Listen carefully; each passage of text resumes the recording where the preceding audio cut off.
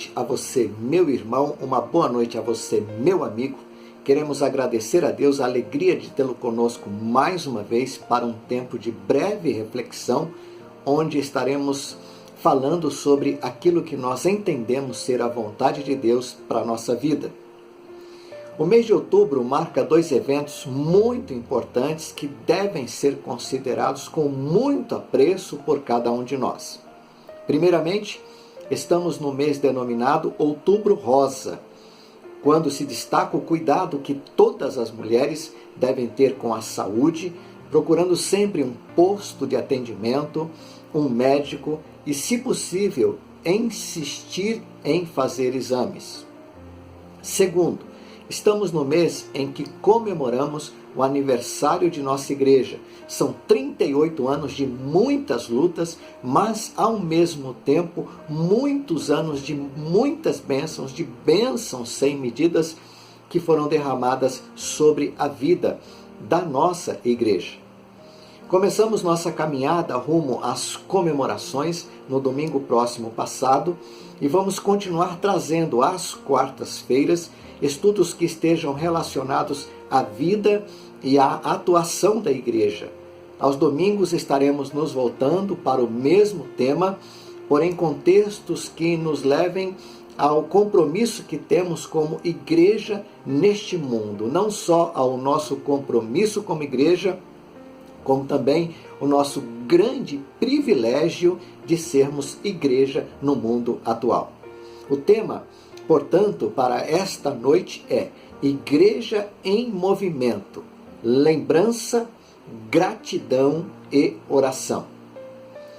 Desde já te convido a orar pela sua igreja, pelo ministério pastoral. Te convido a orar pelo corpo diaconal. Te convido a orar pelos demais ministérios de nossa igreja. Te convido a orar por todas as famílias que compõem a nossa igreja e também a orar por cada membro em particular e também por aqueles que participam dos nossos cultos, seja presencialmente ou seja através da internet. O texto que leremos hoje e que será base para as demais reflexões nas próximas quartas-feiras, se encontra na primeira carta de Paulo aos Tessalonicenses, capítulo 1, versículos 2 e 3, que na Nova Versão Internacional nos dizem assim: Sempre damos graças a Deus por todos vocês, mencionando-os em nossas orações. Lembramos continuamente diante do nosso Deus e Pai o que vocês têm demonstrado, o trabalho que resulta da fé, o esforço motivado pelo amor e a perseverança proveniente da esperança em nosso Senhor Jesus Cristo. Hoje vamos começar com 3 ações que podem estar nos impulsionando a seguirmos como igreja. 3 ações que, se estiverem sendo praticadas em nosso dia a dia como igreja, continuarão exercendo o seu poder de motivação em cada um de nós, que fazemos parte da Igreja Batista em Jardim Santa Terezinha e, se você ainda não faz parte desta igreja, com certeza estas ações também o impulsionará a seguir em frente como pessoa, como ser humano, como gente, assim como nós. Portanto, a primeira ação como igreja, como pessoa, como gente, como salvo por Jesus Cristo, como fazendo parte de uma igreja que está em constante movimento, é sermos agradecidos a Deus. O apóstolo Paulo dá sequência à sua saudação aos irmãos de Tessalônica, dizendo: Sempre damos graças a Deus por todos vocês. Sermos agradecidos a Deus parece ser uma loucura nos dias em que estamos vivenciando. Tempos de desemprego, tempos de incertezas, tempos de ansiedade, tempos de perda, tempos de distanciamento, tempo de saudade, tempo de falta de amor, tempo de grandes necessidades. não era muito diferente na época em que viveu o apóstolo Paulo e tantos outros irmãos e igrejas que, mesmo que não sejam mencionados no registro bíblico, mas igrejas e irmãos que marcaram época, porque mesmo apesar das dificuldades, mantinham um senso de gratidão a Deus em seus corações. Não porque gostassem de sofrer, porque ninguém gosta de sofrer, mas porque sabiam que aquilo que estava por vir era muito mais do que aquilo que naquele exato momento estavam enfrentando no cotidiano. Então o apóstolo Paulo olha para aquela pequena e sofredora igreja de Tessalônica e, junto com Silvano e Timóteo, diz: sempre damos graças a Deus por todos vocês. É interessante observarmos que o tempo de gratidão marca todos vocês. Excepcionalmente, notamos que as preferências pessoais marcam apenas certas pessoas, certos grupos. E sendo assim, o nosso olhar, quando assim procede, se limita afunilando o nosso sentido de gratidão, enquanto o apóstolo Paulo diz: sempre damos graças a Deus por todos vocês. É uma amplitude de olhar, é uma visão ampla de todos aqueles que faziam parte da igreja de Tessalônica.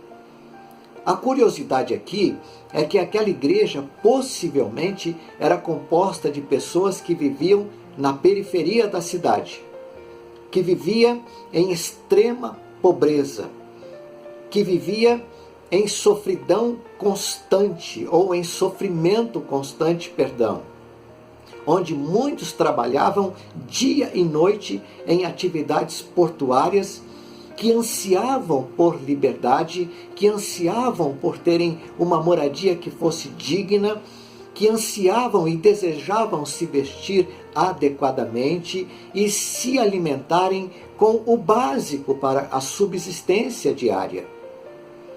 Ao olharmos para esta igreja, lá em Tessalônica, logo imaginamos uma centena de outras igrejas em nosso país e no mundo que estas mesmas dificuldades continuam existindo, sendo presenciadas e vivenciadas por seus membros. Quando chegamos nestas igrejas e vemos as grandes dificuldades que enfrentam em seu dia a dia, nosso coração fica quebrantado, entristecido. Nós até nos calamos, tremenda dificuldade, ao vermos igrejas em sofrimento, em angústia e em dor.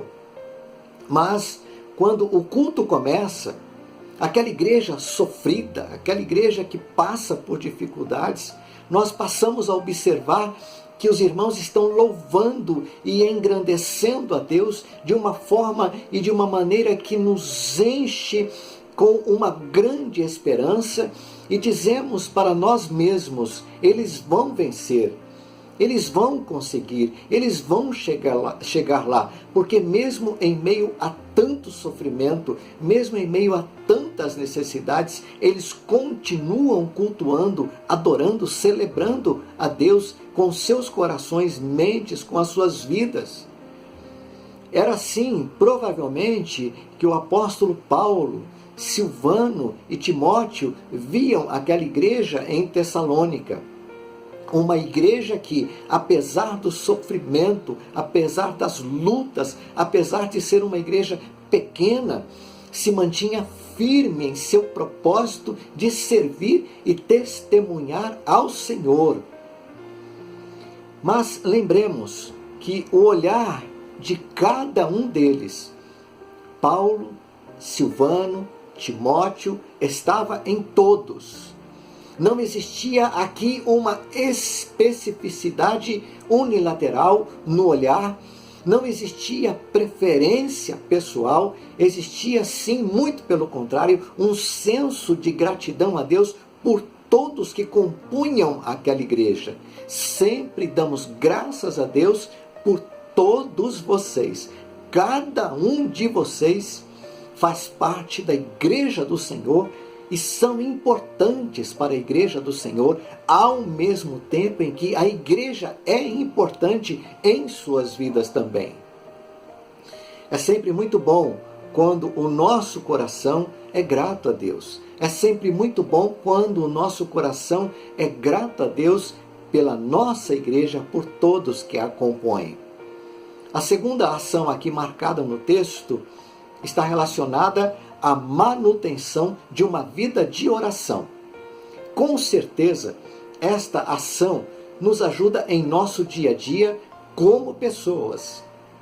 O apóstolo Paulo diz: mencionando-os em nossas orações. Uma igreja pode, percebam, sobreviver a duras penas sem o aspecto da oração. Mas a igreja demonstra vida, de verdade, alegria pulsante em seus cultos e em suas ações, quando o aspecto da oração é algo tido como essencial, necessário, prioritário. Na igreja precisa existir pessoas que se interessem e se dediquem à oração. Aliás, não somente o pequeno grupo de 3, 4, 5 pessoas, mas em sua composição, em sua totalidade, a igreja precisa se interessar pela oração. O membro individual, a família, os ministérios, a liderança, o corpo diaconal, todos precisam se envolver neste movimento de oração. A liderança da igreja necessariamente precisa encontrar-se envolvida na dinâmica da oração. A liderança será o exemplo, será o vagão que puxa, será a locomotiva para a ação, o movimento de oração de que a igreja tanto necessita. O corpo diaconal precisa envolver-se na oração, porque assim, fazendo, o corpo diaconal demonstrará para a igreja que a essencialidade do nosso culto, do nosso ministério, da nossa adoração, precisa ser movido pela oração. Precisamos entender que sem o aspecto da oração, tudo estará sendo apenas ativismo pragmático, sem poder algum de transformar quem quer que seja. Não existe igreja que deixe de demonstrar vida quando a sua liderança se envolve na oração. Não existe igreja que não demonstre vida quando o corpo diaconal se envolve e se movimenta na essencialidade da oração. E neste caso, a oração é o resultado do olhar que damos para a igreja. É o nosso olhar para a dificuldade, é o nosso olhar para o necessitado, é o nosso olhar para o irmão em fragilidade, para o fragilizado e desanimado, para o enfermo, para o que está chegando para o nosso meio e para aquele que também está partindo de nós. Tiago, em sua carta, diz: está alguém entre vós sofrendo? Faça oração. Está alguém entre vós doente? Chame os presbíteros da igreja e estes façam oração sobre ele, ungindo-o com óleo em nome do Senhor. E a oração da fé salvará o enfermo e o Senhor o levantará. E se houver cometido pecados, ser-lhe-ão perdoados. Confessai, pois, os vossos pecados uns aos outros e orai uns pelos outros para serdes curados, diz o Senhor. Quem está orando aqui são os líderes, Paulo, Silvano e Timóteo. Eles estão demonstrando a importância da oração. Eles estão mostrando a nós a toda a igreja, seja ela pequena, grande, que a oração é essencial para a nossa adoração. Eles estão aqui observando as imensas dificuldades da igreja, mas ao mesmo tempo se alegram em deixarem registrado nesta carta: mencionamos vocês em nossas orações. Como é bom saber que os nossos líderes oram por nós. Como é bom saber que nós temos um corpo diaconal envolvido na oração. Como é bom saber que temos famílias, irmãos, ministérios que estão envolvidos na essencialidade da oração. Terceira e última ação: manter a lembrança. Manter a lembrança. Não existe nada mais encorajador do que receber uma ligação, uma mensagem, uma palavra que nos diga exatamente isso. Essa semana eu me lembrei de você. Essa semana me lembrei de você e daquele momento em que vivenciamos juntos o agir de Deus na sua vida. Não é difícil acontecer de nos lembrarmos de alguém e, movidos por um sentimento de cuidado e carinho, tomarmos o telefone, ligarmos para a pessoa e ela nos dizer: olha, meu irmão, eu estava pensando em você exatamente agora. Muito obrigado pelo seu telefonema. Sempre nos lembramos de vocês. Uma ação tão simples, mas com tão grande significado e impacto na vida daquele que está sendo atendido. A nossa lembrança faz bem, traz bênção, encoraja o abatido. Como é bom saber que alguém se lembrou de nós, de mim, de você. 3 ações, portanto: gratidão, lembrança e oração. 3 ações que encorajam, trazem ânimo, fortalecem, trazem vida e fazem da igreja ser aquilo que ela é. Um farol, um hospital, uma hospedaria, um lugar onde a mesa posta oferece uma refeição substancial, um lugar de cura, um lugar de libertação, um lugar de alegria, um lugar onde o pecador se encontra com aquele que perdoa, um lugar em que o perdido é encontrado por aquele que procura aqueles que têm o coração quebrantado e contrito, um lugar em que a alegria do Senhor se faz presente. Que a nossa igreja siga estas ações e que você, meu irmão, meu amigo, sejam alcançados por Deus em seu infinito poder, majestade e glória, por meio das ações de nossa igreja. Esta é a minha oração e o meu desejo neste momento. Eu te convido à oração neste momento. Vamos buscar a Deus.